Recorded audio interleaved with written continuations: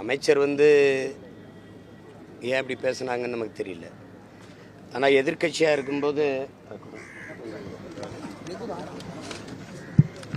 இங்கே பாருங்க,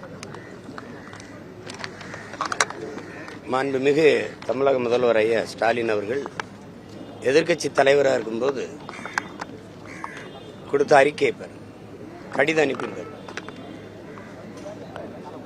இது அவர் கையில் தானே, அவர் அறிக்கை தான். அதில் என்ன அவர் சொல்லிக்காரு பாருங்க. 10 முதல் 12 ஆண்டுகளாக NULM திட்டத்தின் சென்னை மாநகராட்சியில் தற்காலிக தூய்மை பணியாளராக பணியாற்றி வந்த 12,000 பேரை திடீரென்று பணி நீக்கம் செய்திருப்பது மிகுந்த வேதனை அளிக்கிறது. கொரோனா போன்ற பேரிடர், வர்தா, இந்த நிவர் போன்ற புயல்கள் மற்றும் கொரோனா பேரிடர் காலத்தில் நெருக்கடி மிகுந்த காலகட்டங்களில் தூய்மை பணியாற்றியவர்கள், அது மட்டுமின்றி 90% மக்கள் பட்டியலின வகுப்பை சார்ந்தவர். அவர்களுக்கு பணி நிரந்தரம் செய்ய வேண்டும் கொடுத்துருக்காரு.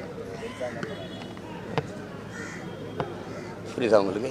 அதுக்கு என்ன சொல்லிருக்காரு? உயர்நீதிமன்ற வழக்கின் முடிவிற்காக காத்திருக்காமல் நீங்கள் உடனே பணி நிரந்தரம் செய்யணும்னு அன்னைக்கு இருந்த ஆட்சிக்கு கொடுத்துருக்காரு.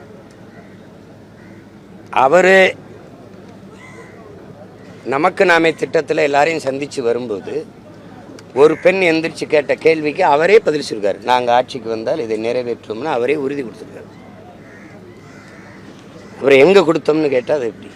எல்லாருடைய வலையொலியில் இருக்குது, எல்லாருடைய கையிலையும் இருக்குது அந்த காணொலி, எல்லாருடைய கையிலையும் ஐயா முதல்வர் அவர்கள் கொடுத்த அறிக்கை இருக்குது. இப்படி கேட்குறது அது பொறுப்பற்ற பதிலாக இருக்குது. ரெண்டாவது, ஒரு அடிப்படை கேள்வி,